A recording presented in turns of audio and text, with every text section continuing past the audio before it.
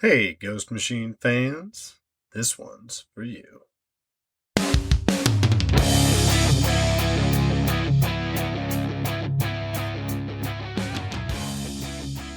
Welcome to the Ghost Machine Fans Podcast, episode 32. I am Canadian loyalist and globe-trekking vagabond Michael Schwartz, once again making my triumphant return to the show. As you know, we are a bit behind on Simon and Albert's journey, thus we are ecstatic to return to the world of Redcoat. And with me, I am joined, as always, by my cohorts, Snoggle and Nick. So how are you doing tonight, guys? You excited to be back? We found Michael Schwartz! I feel like remember how you used to go to the library and get the Where's Waldo books? Yep. It's like, where was Michael Schwartz? And we found him. You really postponed this episode quite a bit, just to have me on.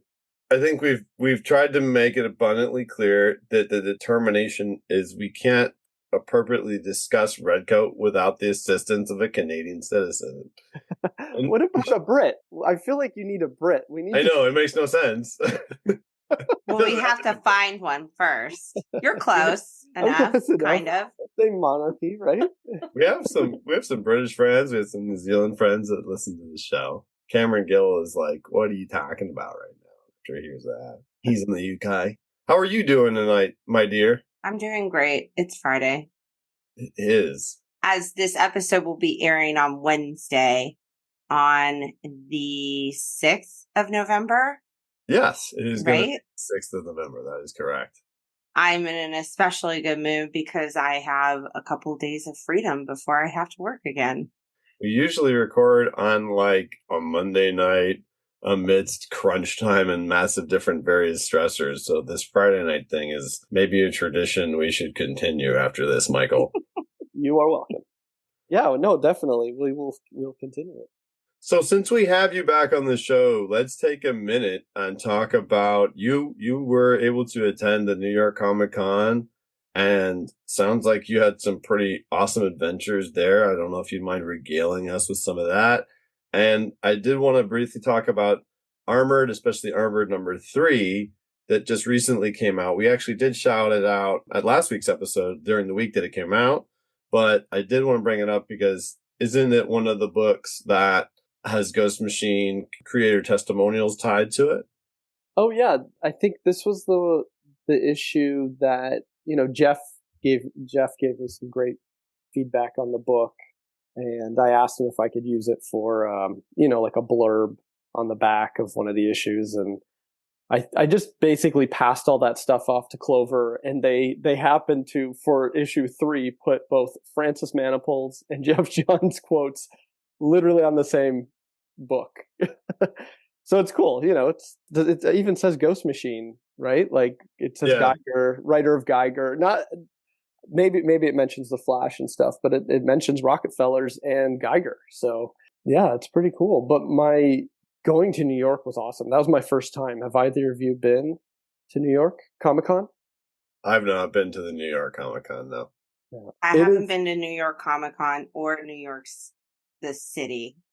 I think next year, Ghost Machines Fans Podcast, we will record from the Ghost Machine booth.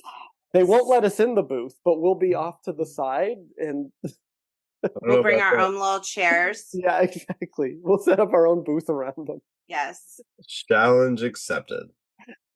I'll say to that one. It's really cool.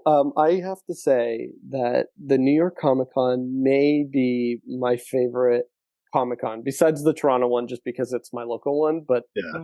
I liked San Diego, but there's something about New York. It feels way more about the comics. Huh. The San Diego Comic Con, it has a lot to do with the movies, and it has a lot to do with the movies. There's a lot of comics too. It just feels more corporate or something. I can't describe it. The booths, there's similar big booths in New York, but I don't know the vibe. It feels like everyone that I've met on social media kind of converge there. Just people I speak to on Instagram and Twitter, they were all there. So it was really, really cool. And I love that I got to go when it was the 1 year anniversary of Ghost Machine being announced. Mm-hmm. So I got to go to their panel. I got to go to their booth. Their booth at San Diego, it was really just, I think, Geoff and maybe a couple other people doing signings. I just remember Geoff being there. But at New York, it was the whole team. Yeah. And it's really cool. They make it very accessible. The times are really clear and easy to show up when different artists and writers are there. And then they also have a few signings where the whole team is there. And you just line up and it's just like, you meet each one of them one by one and they're all just signing posters or comics, whatever you bring up to them. And so it was my first time meeting everyone from the team. That's awesome. Did you get anything signed by like 10 plus people or something crazy? I didn't. I went to they did the panel, and then if you were like one of the first, I don't know, 30 or 50 in line, you got a bunch of free posters. And so basically I took those posters up and I had everyone sign it. So I got like the Devour poster signed by Maytel. Yeah, so some of them it was like a bunch of people signed, and then I think she was the only one that signed that one, which was kind of cool. Very cool. Thanks for giving us a window into that. We did have a couple of different people, as usual, that talked to us about their experiences there, but I did notice that your friends at the Bada Boom podcast, they put the whole panel on their YouTube, which is cool. No, those guys are awesome. I had met Chris when I was just in New York randomly, and then this was my first time meeting Troy. So they were the first podcast to interview me about Armored. Nice. Very first one. And yeah, so it was cool meeting them. That's like an example of people like, I don't know if I would have met them had I not gone here. And I got to meet Todd McFarlane as well. What? I did. Just like dropping that in the end. Yeah. You're like, side note. Yeah, I was invited to the Harvey Awards, and man, he stayed till at least 1 a.m. chatting with whoever was left. And by the end, I think there were 6 of us. And I posted this really funny video. I told him about a friend of mine who lives down the street from his old childhood home. And he's like, well, where is your friend? I said he couldn't come. And he's like, give me your phone. And he did a video for me to send to him of him. You have to see it. I posted it on Twitter. I think I had it in my stories, but you can see it on Twitter. I'm sure it's pretty fun. So it's not like you just went up and said, Mr. McFarlane, please sign my action figures. You're hanging out at the Harvey Awards. That's pretty neat, man. Yeah, it's very surreal. I feel very fortunate that I got to do this. Yeah. Yeah, no doubt. All right. We shall carry on. And we first, as usual, have a shout out. And this is to a new creator out there, a new Ghost Machine fan called Sarkis. That's Sarkis comics on Instagram. He's been doing a lot of video reviews, and a lot of them have been Ghost Machine. He's had a lot of cool Ghost Machine content about Hyde Street and Devour. And it looks like he's going to keep doing that. So make sure to go check him out. It's one of those things where, people put themselves out there with this type of thing, and he's doing a darn good job of it. So props to him. Check out Sarkis Comics and all of his awesome Ghost Machine comic book reviews. Following. I just started following. Hey, nice. There you go. +1 right there, Sarkis. Keep it going. Oh, no. I must flee the scene because it's time for the news.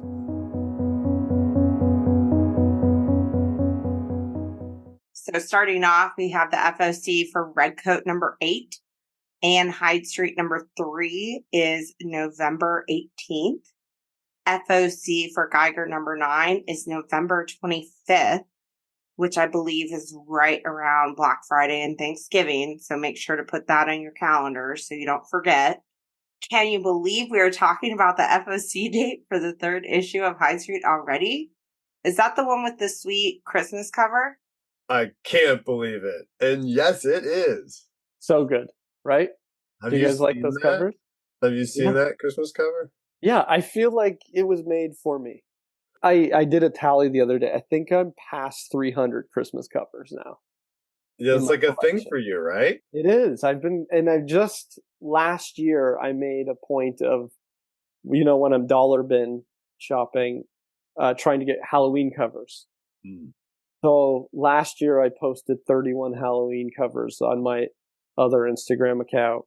And this year I did it again. But it is hard to get Halloween covers, although DC is making it easy because they release a lot of Halloween covers now. So Ghost Machine, we need some Halloween. We do. The cover we're talking about is for Hyde Street number 3. And I think it's like an Yvonne Rice, Danny Mickey, Brad Anderson joint. And it has Mr. X-Ray like standing in front of a massive like fire and mantle with a big Christmas tree and a knife and like Santa's head. It's Oh very, my gosh. yeah. Are we going to get some Krampus action? I don't know. I'm sure there's a lot that could happen there, but the thing is, isn't that crazy? This is why it's always good to remember how important the final order cutoff is and why you should pre-order your comics at your local comic book shop. Because it's crazy that we're already talking about in a couple of weeks here is the date that you're going to have to order the 3rd issue of Hyde Street. And that book just came out. You always got to be ahead of the game to make sure you get your comics. Is that the A cover, the Christmas cover? That is the A cover, yeah. And it looks like Pranky is on it as well in like his evil form. I'm assuming he was on the naughty list. That's probably what got him on the Hyde Street. Oh my gosh, it'd be so cool if they like kind of did some Krampus nods in it. Oh yeah, I'm sure there'll be lots of neat, creepy stuff. I have certain comics that I like to read at Christmas. Mm-hmm. And it's and watch certain things like the episode of Batman the Animated Series that's a Christmas episode with the Joker. I can't remember the name of it, but it's like the one where Bruce and Dick watch It's a Wonderful Life when it's over after they're done battling. But so you have more than a long box of Christmas comic covers. That's nuts. That's really cool. Wow. That is crazy. I commend you, sir. Well done. Mm-hmm. Thank you. But the book we're going to talk about today is not a Christmas cover, though. No. By any means. It does not look like, based on any of these covers, that this is a holiday of any sort. It's kind of one of the most miserable covers we've seen in a while. Not in its artistic ability. All right. So, just as a reminder, Ghost Machine fans, we are talking about Redcoat number 6. And this episode is going to air on November 6th. And that is well after Redcoat number 7 has come out. So, we're getting caught up. We know that we need to do our next episode after this one for that. We also just had two more pieces of news. We are going to be interviewing both Maytal and Francis Manipool later this month on 2 separate episodes. One to talk about Devour after it has come out, obviously, because that has come out and they've already really announced the second printing of it, which is amazing. So that thing sold out overnight. And we're going to be talking to Francis prior to the Rockefellers release to prep everybody for it. So that's exciting. We're going to be happy to have them on. One day we'll get caught up with all these comics that are coming out. I don't know how that's going to work, but we'll make it happen. We're getting there. Okay. So we have 3 covers. And Snoggle, you're saying that the A cover, which is Simon in Albert's embrace on the beach, aged Simon. It's a miserable looking cover. Why? Albert looks so sad. And obviously it's trying to like make you feel that Simon is dead. I mean, it's just Simon's so pathetic. Yeah. I hate to say it like that. It just, you look at it and you're like, oh no. Right. So my question to you too is, when you saw this cover prior to reading the comic, what did you think was going to be his final status, Simon, when you saw this cover? Alive at the end of it. Okay. There was no doubt in my mind. I even felt the same way. This is a different comic book, but about Barney. Because I feel like, well, no, I guess there have been some where they're like, so-and-so is dead, and then they are dead. But then a couple episodes or a couple things like later, Rook. they come. Mm-hmm. Rook, they didn't come back yet, right? No, nobody's come back in Rook. He's not looking well. He looks like he needs some vegetables. Oh yeah. It does. It looks like he needs some vegetables. And we're going to find out why when we dive deep into this comic, but we're not going to do that yet because we just got to talk about these covers and then we have to pause for a moment for any of you hooligans out there who have not read this book. So the second cover is one by Francis Manipool. That cover's awesome. I wish I got that cover. I'm going to have that to. one at all your convention adventures? No, tight budget for these trips because I think they did a foil, right, of that cover. Did. Yeah, this was like a regular version. Still at your local comic book shop, but yeah. Yeah, and my shop just grabs me the A covers, so I'll have to get that one. I have to hunt it down, but it's really cool. And what's another one as a reminder, Francis does all of his own, as I understand it, pencils, inks, and colors. So he's a busy fella. And the third cover, very action hero-esque. Did you guys see that one? It's pretty cool. Yeah. He's like breaking through a door. He's got double pistols. One of them looks like it's a sci-fi blaster. Something like that. Pretty cool. By Gabriel Rodriguez and Brad Anderson. So now we must pause. Why must we pause, Snoggle? It's because, spoiler alert, we are literally going to go over every little detail from this book. So if you want to experience it for the first time beforehand, you probably should. So hit pause, go to your local comic book store, pick it up. As always, if you pre-order and you put it on your pick list, then you'll be prepared for when we go over it and the podcast. We also officially now, Michael, do a creator roll call. Would you like to give us the rundown? Sure. So the creators are Geoff Johns and Bryan Hitch, obviously, with inking by Andrew Curry and Bryan Hitch, colors by Brad Anderson, Rob Lee on lettering. Yeah, I was going to ask you, wasn't there something funny that happened when you met Bryan Hitch in New York? So I met Bryan and I told him I do the Redcoat episodes with you both. Did I do episode 1? You did of the Redcoat, issue 1 of Redcoat. I don't think so. I don't think so. I don't know that I even did. No, wow. You did. Did I did Ghost Machine 1. Okay, so I came on 2. But you're right. I did Redcoat 1 on my own on release day. So number 2. You left us both out. I did. How dare you? Yeah. Rock that. No, but when I met him, I mentioned, I do the Redcoat episodes. It really is my favorite Ghost Machine book. And he says, "Oh, that's where your voice sounded familiar." I think he said something like that. And he's been listening, guys. So he's probably listening right now. I was a fan before we interviewed him. And then after we interviewed him, I was just like, oh my gosh, he's so smart. And now I'm so excited for everything that he's like, he's passionate about this book. So now we can't mess it up when we review it. Yeah. It is cool to see how excited he is. Mm-hmm. Yeah, no, his passion for the book is, you can really tell he just wants to do this book for years to come. Well, that's pretty neat. He didn't make it to a convention, but the Ghost Machine fans podcast did because of Michael Schwartz. Indeed. There you go. Appreciate it. But we're going to be there next year recording live on site. That's right. We're going to make it happen. Big plans. Big plans. All right. We need to dive right into this book. Well, let's catch everybody up to speed because it's been ages.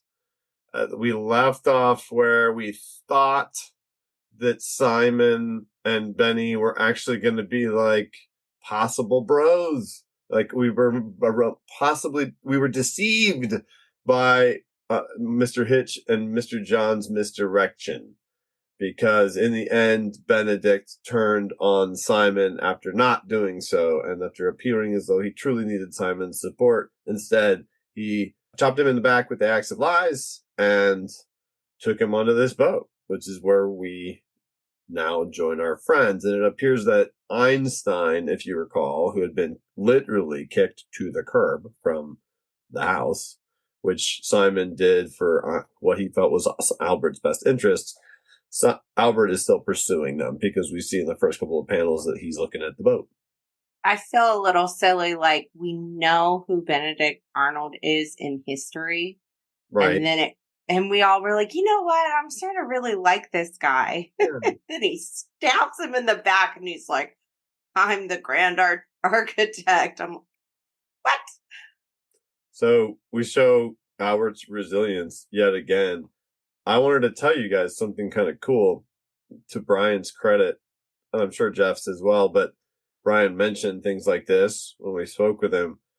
In this book, it starts out with that Miss Chase lady that we've seen before that we're not sure is evil or not, or involved in whatever the nefariousness was, but it doesn't appear so based on what happened here. She's talking to a chef and thanking him for what he did. And his name is Chef Escoffier or something like that. And if you look him up, he's like a legit famous specific chef of the time that did things there. And it's just one of those really nice things, where a lot of comic books don't do that. Like, they wouldn't even put that detail in there. They would just be like having random people maybe talk. But like, that's significant to me. You know what I mean? That's crazy. I barely put any research into medieval times. That's all. That's the one. Me neither, but I was like 2 seconds away from trying to figure out what this song was, because they very clearly show what actual notes are being played and like what time, like 3/4 Really? time. Oh, so that's time. like legit. Oh, floating through the air, the notes, musical notes. Uh-huh. They're on like actual, like you can tell what note is an F, and Mm-hmm. It feels intentional, but I did not look it up. We'll research that later. All I did was look at the food and thought, oh, that looks delicious. It does. It reminds me of the table and Hook. Yep. It's so colorful. Yeah. Everything there looked so Probably good. One of the most magical scenes for me as a child was that part of Hook where he's just like, hey, Peter. Hits him and it's like pink. Yeah. I really want to go to a party now where like the grapes are like in towers. I believe those are grapes, right? Maybe there's something. Oh, I'm sure they are. Yeah, those do look like grape and plum towers, perhaps. A plum tower. Oh my. Various gelatin desserts. But this answers a question of ours, right? Because he got struck on the dock. And we were like, did he just bring him over here? Because now he's going to, we weren't sure exactly what was going to happen. But he's taken him onto this boat where there is also some sort of fancy schmancy party going on. And on that boat, he has literally with his goons strapped him down to this, like, I don't know, sacrificial table thing at the top of the boat with the, Founding Fathers symbol painted underneath it on the deck. And it's just like this massive inner monologue, and I think some of that is to catch readers up on the off chance that they might be picking this up in the middle of the story, which is totally cool. I get that. But you guys think how funny this scene kind of is? Because literally there's this fancy party where there's like elegant classical music being played, and they're like got their pinky fingers up, and then literally 2 decks up is like a ritual happening. Yeah. Where someone's chained to a table. And all someone would have to do is look up. Makes you wonder if any of them know there's something nefarious going on. I doubt it. Because she said no children, remember? No children. I have a question for you all. So Simon is strapped down to this thing, surrounded by goons. Benedict Arnold is about to give his evil guy speech. And Simon refers to something. He says, I feel the invisible presence from 1776 when I was first accidentally bestowed immortality. It is here somewhere, judging me a failure again. And he's mentioned that whenever magic is around, basically. Mm-hmm. And I have no idea what the heck that is. Do you guys have any idea what the heck that is? Do you have any guess what that is? Am I missing something? No, but I think there's so much story there, right? Like they've left it open-ended, which I'm excited to find out. Like, what were the founding fathers dabbling in? Like, what is this? Oh, absolutely. I want to see. Like, to me, that it gets my mind going. Like, I can't wait. I just want to keep following to find it. But I'm wondering what what is the magic Where it comes from? like that? Yeah, Washington has. Mm-hmm. Like, what is this? Where did they find this? Yeah, and if you recall in the first issue, it was really neat. They had this John Hancock thing. Like, and John Hancock was this like metal dude. Like, if you go back and listen to the episode about that, we have a whole silly bit about it's got like a metal guitar riff and like John Hancock being really cool. Because in the comic, he's like this metal. He looks like a pirate. He's got like an earring, and he's like he kind of does this Terminator, like "Come with me if you want to live" moment with Paul Revere, and it's really neat. But he uses magic, and then he summons like that swarm of things or whatever, and it just makes me wonder about like that initial crew of founding fathers, like you're talking about, and what they were doing when they found that magic, and like that. I would buy that mini series, like drop that in a 6-issue series, like please, like I totally want to know that part of the story too. I know what you mean. Yeah. This keeps going, right? Like he's strapped down on the thing. We get a lot of Benedict Arnold letting everybody know he's evil and bad and that he wants to burn the world down. Yeah, he talks a lot about that, right?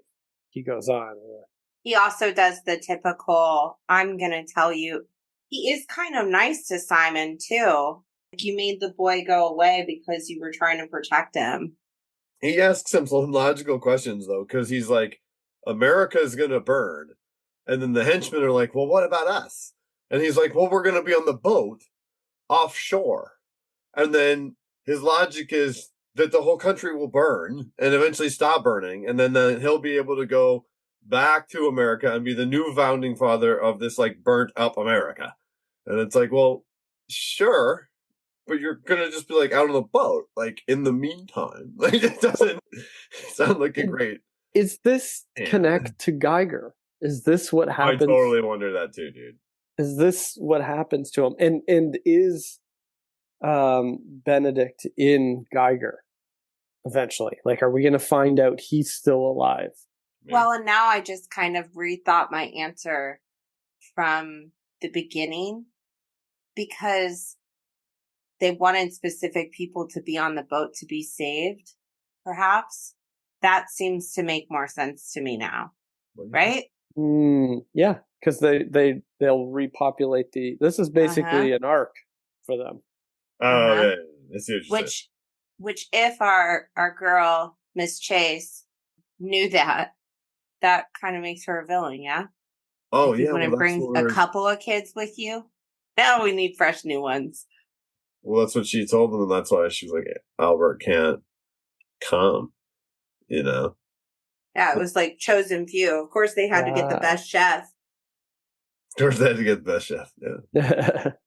Brian was like, they would get the best chef. I need to look up who the best chef would be. And I'll put that guy in there.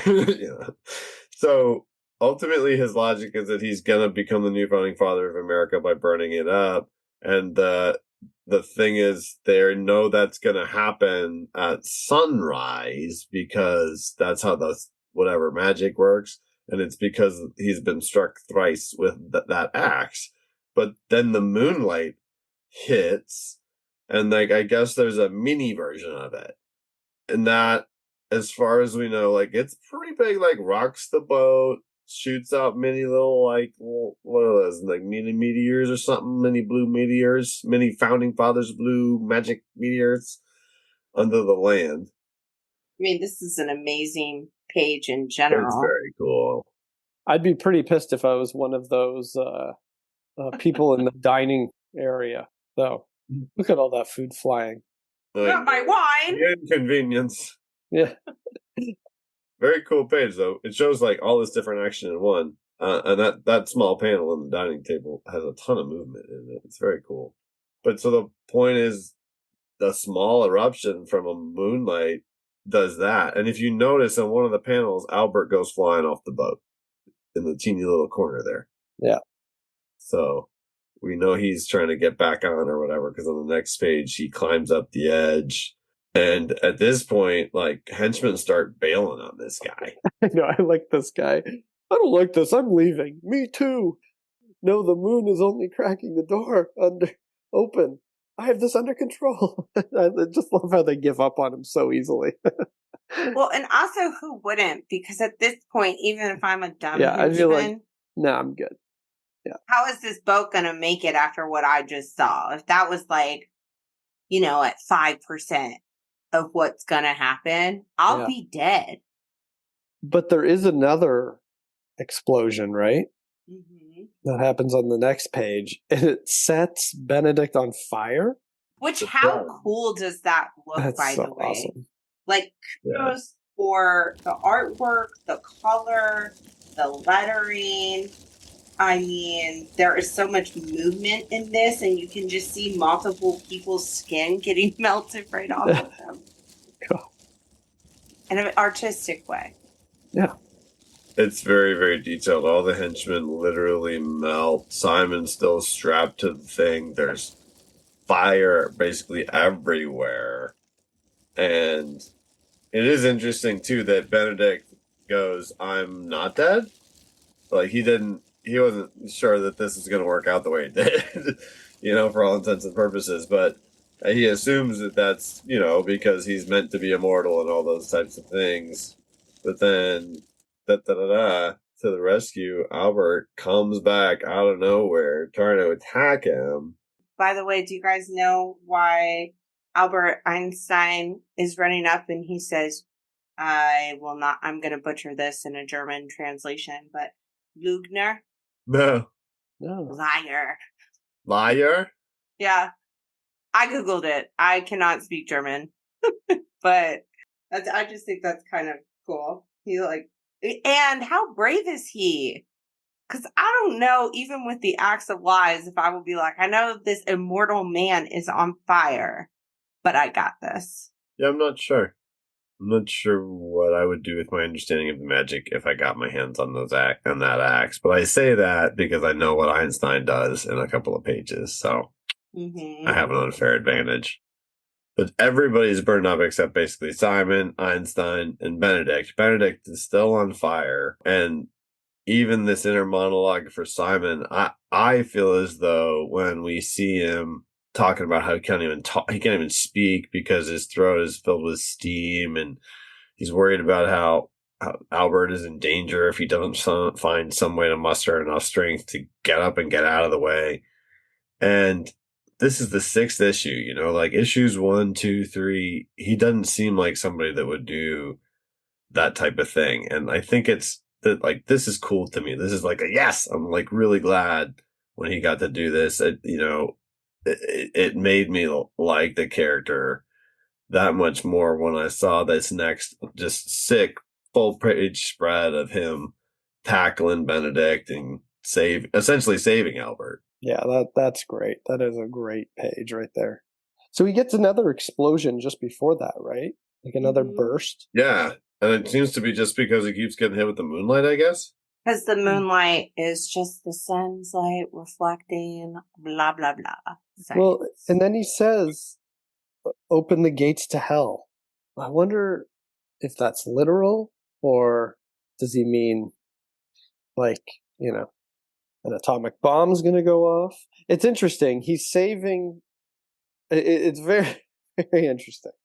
So you have Simon attacking Benedict, who wants Simon to blow up because it would cause the destruction of the United States.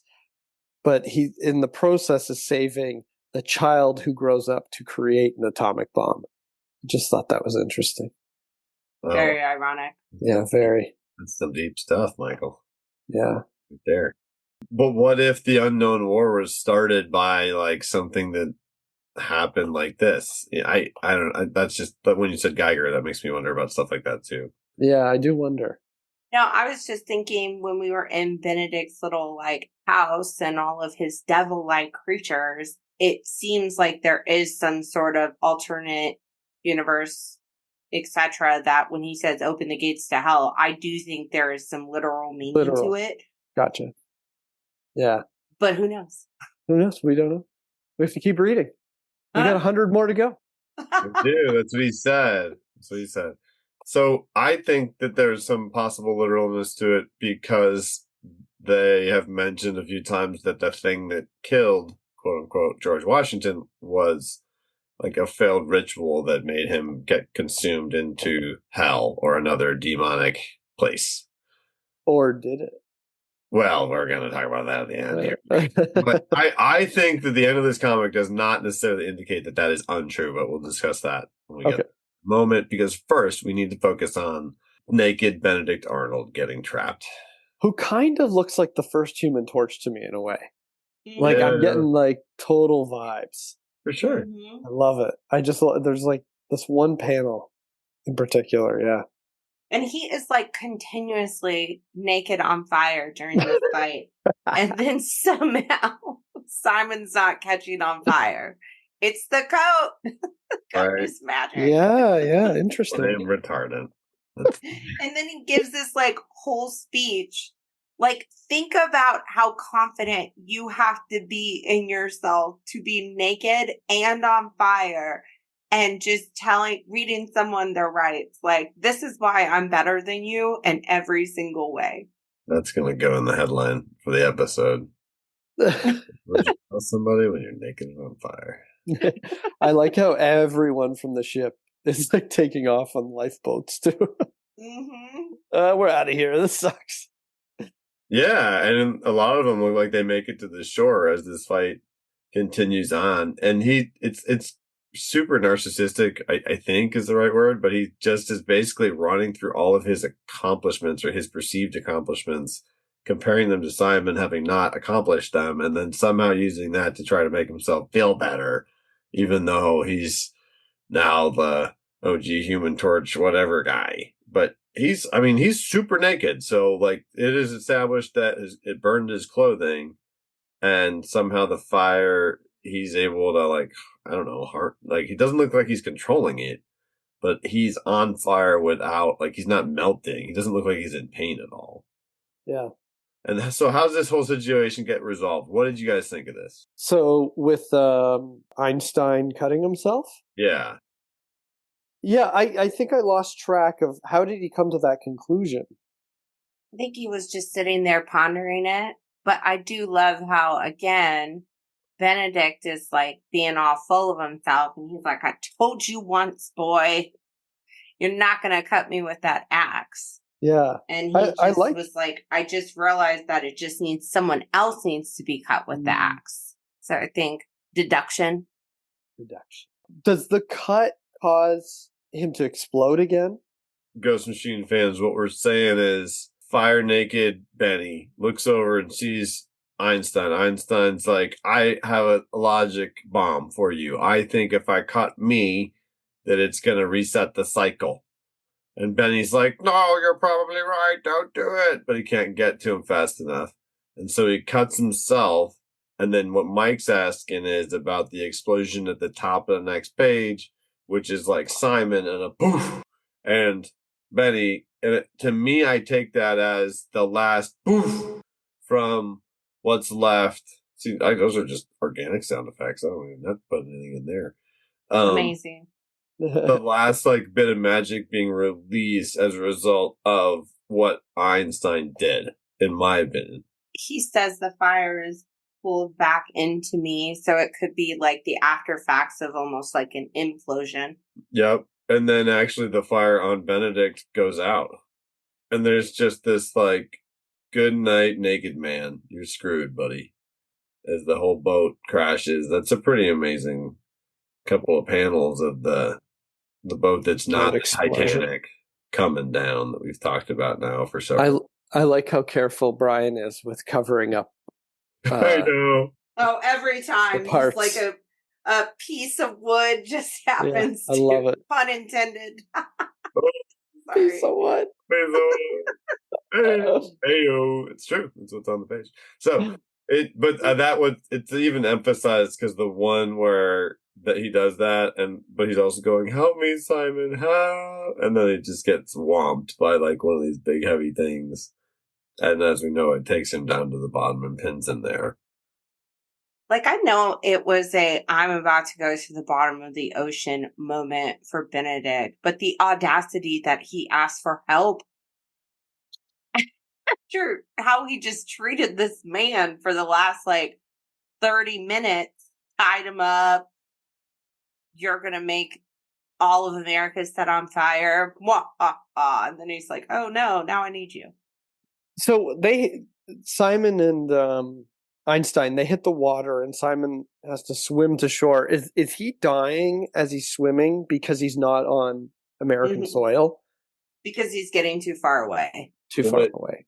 So my understanding is the boat continued to drift away, which began to age him, and then he passed whatever the threshold is, right? And so then he's like, I gotta get in there. He dives in and he's swimming, and I think it's really neat how he says, like, I age a year with every stroke I take, and then 79. So, like, it's just really neat that when he eventually gets to him, he says he stops counting after 90, right? Or it's just neat to me. But I think what it is he has to get back to that, whatever that magical threshold point is between the beach and the surf, because it's like right around there where you're back on quote unquote soil. Because when they even told the story of the guy in the past that was like on a rowboat and turned to dust, he had to get out of ways.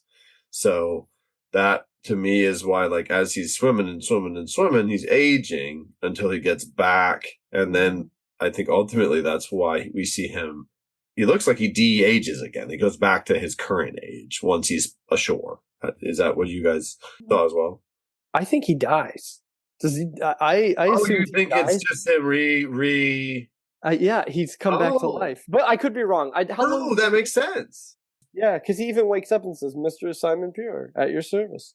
I don't know. Maybe not. Maybe he's just rejuvenated. But to me, I thought he died. He might have. Well, because, no, it's the same. That's what he does anyway. You know what I mean? Right. If he gets buried alive, he has to dig his way out, blah, blah, blah. So in this case, he aged until he died, and then he pops back up because he was still on American soil. So the magic's still there. Yeah. Yeah, that's he says, returning to American soil somehow returned me. At least I think that's what it was. Yeah. Yeah. He's giving Albert a hug.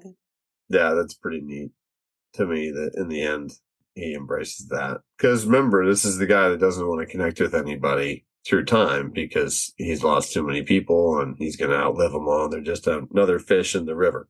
And I love how they're like in a pub talking about, what they're going to do and hanging out, eating some food. And then you just have the colors that Brad uses to show Benedict Arnold trapped underneath the big metal thing under the water. And it's just awesome to me. He's just that's horrifying forever. This is there's a lot of horror comics, but to me these two panels are more horrifying than any horror comic I've seen in a long time. Imagine being immortal and just being trapped there. It's terrifying. You would go insane. Yeah. So if he is a part of, at some point he does get out and he's that crazy, he could be the reason, of the big whatever happened in Geiger. Sure. Because at this point he is 100% cuckoo for Cocoa Puffs. Oh, yeah. And what do you do down there? Does he just keep dying? Does he drown? Over and over and over again? That's horrible. He must die over and over again because we have no reason to think that they can breathe underwater. Yeah. So he dies just like Benny, because he must not be far out enough. He's still supported by the magic. Yeah.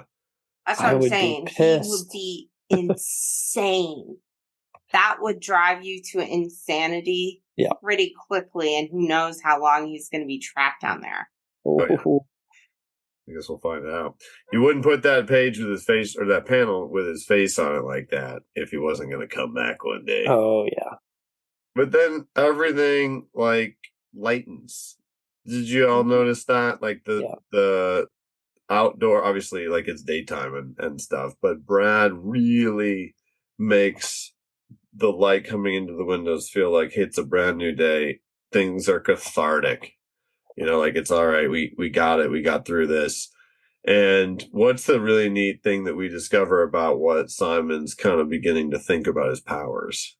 I think he memorized some of the stuff, so he's actually starting to utilize them now versus thinking they're a curse.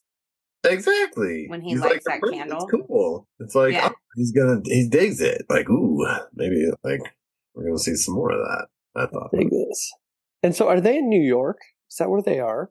Yeah, because you see the Statue of Liberty in the background a couple of times during the boat scene. Oh, I missed it. And I think that's the Empire. Oh, yeah, there it is. Something bridge. The Brooklyn Bridge or the? Yep, that's exactly what I meant. Exactly what you meant by the Empire State Bridge. Yep. But it does look like he makes a point of saying he's going to see Einstein back. Off. Yeah, so Einstein intends to return to Germany, as far as we know. And based on the time frame, that makes sense. But then we have this foreboding little conversation with them. And this is what I was going to say. This is such like fun foreshadowing, like pretty immediate foreshadowing in writing, where it's like, man, we were sure lucky it was Benedict Arnold and not George Washington. Cause I don't think we would have been able to stop that crazy man. And then the tomb of the Founding Fathers washes up on the beach and is picked up by none other than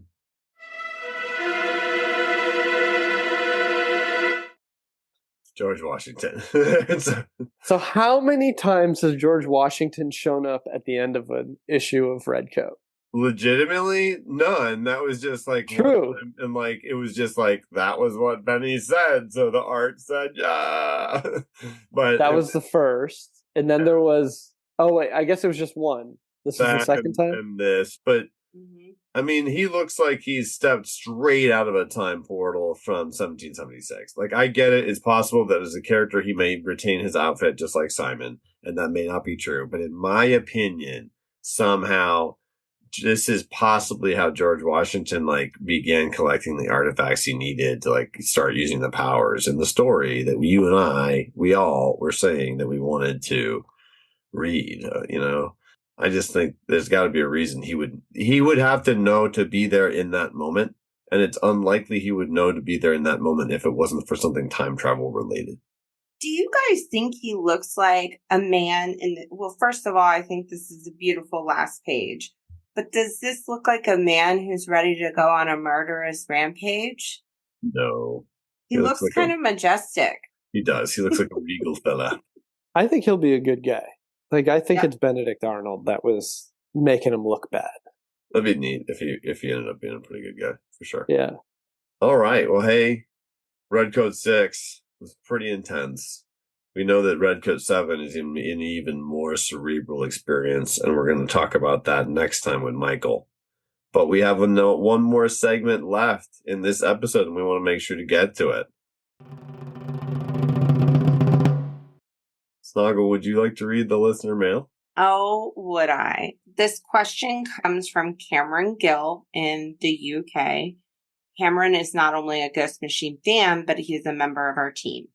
Cameron reposts everything that we post on Instagram onto X for us to help spread the word, and we truly appreciate him for doing that. Cameron writes, "Hi, Snoggle and Nick. Hope all is well. There have been character deaths so far in Ghost Machine, like Swine and the Boy King from Camelot. But do you think the creators will be too scared to kill off major or fan favorite characters? Also, of all the characters that currently are alive, who would you hate to see killed the most?" So I think we round robin this. So first, I do not think that they will be too scared to kill off major or fan favorite characters. It's just going to have to be the timing is right. I think for most literature, that to have that kind of loss that really hits you makes you almost invest in it more if it's done properly. So right now, I don't think we're going to see any major deaths. In the next year, maybe. I think Nate could probably die. I was thinking maybe Nate. If anybody might die, I was thinking they might kill Nate, but I'm not super sure about that. I could see a warden or two going, like in a big battle after the wardens like get a good thing going when they gotta chop them back down and have something bad happen with a new bad guy. A couple wardens die, something like that. I don't really know who would die in Redcoat right now. Yeah, I don't really want to kill anyone in Redcoat off right now. I can't wait to talk about Redcoat number 7. Oh.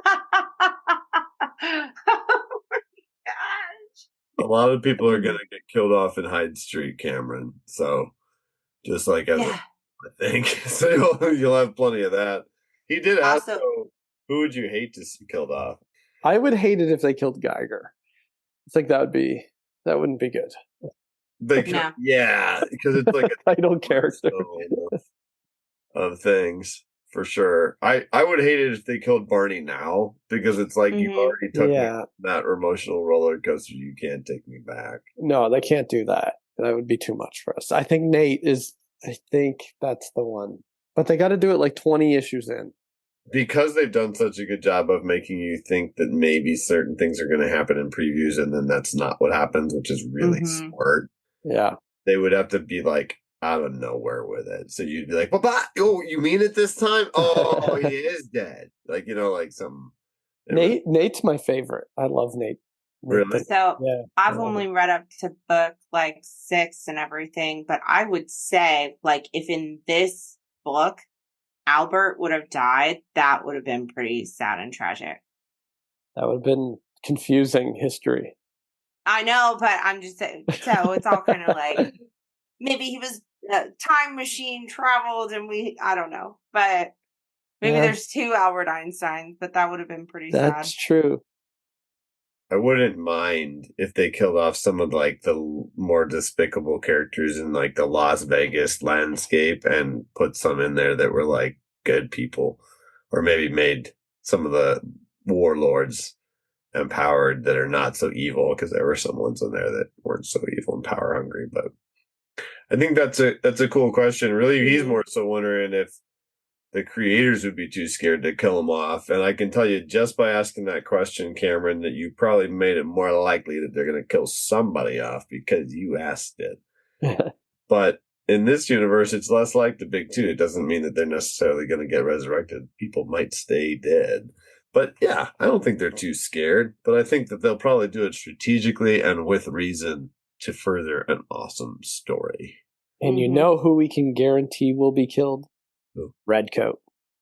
But he'll multiple times. That's a good point. He's going to die a whole lot. That makes up for any of it right there, Cameron. But anyways, thank you for the awesome letter. And as always, thanks so much for your help on the X account. We really appreciate you out there, Cameron. Michael, it's been fantastic to have you back on the show. We're looking forward to doing the next one so we can do Redcoat 7. Did you have anything else for the episode this evening? No. Thank you again for having me on. It's a lot of fun. Super fun, as always. How about you, Snoggle? It was a lot of fun. Now I have to get off this episode and read number 7 immediately. You do. You have to do immediately.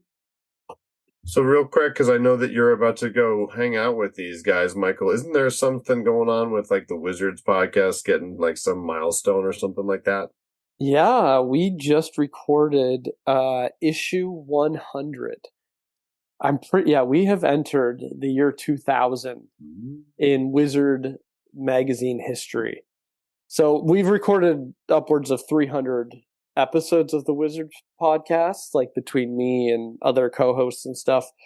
But with this one is we brought back old co-hosts of the podcast to record this episode.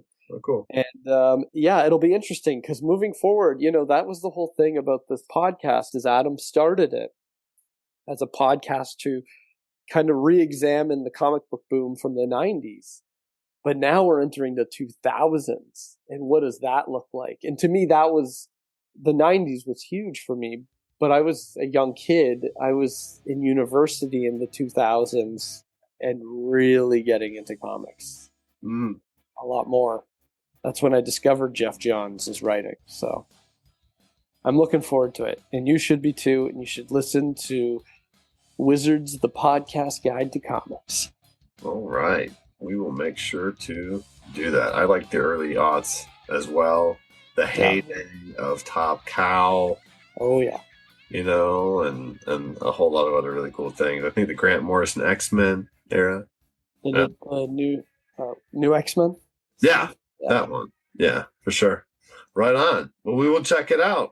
for sure. And we'll definitely make sure to check out Armored number 3 with all those cool Ghost Machine creator testimonials that came along with it. If you want to see any of our other content, head on over to www.ghostmachinefans.com, where you'll find our Instagram, our Twitter, our Pinterest, and our X account. We'd love for you to come hang out with us on Instagram, where we post almost every day fun videos and different announcements and stuff like that. Shoot us a DM on there, or if you want to get a hold of us, you can also email ghostmachinefans@gmail.com. Thanks so much for hanging out with us tonight on the Ghost Machine Fans Podcast. I love that. I love how you do that.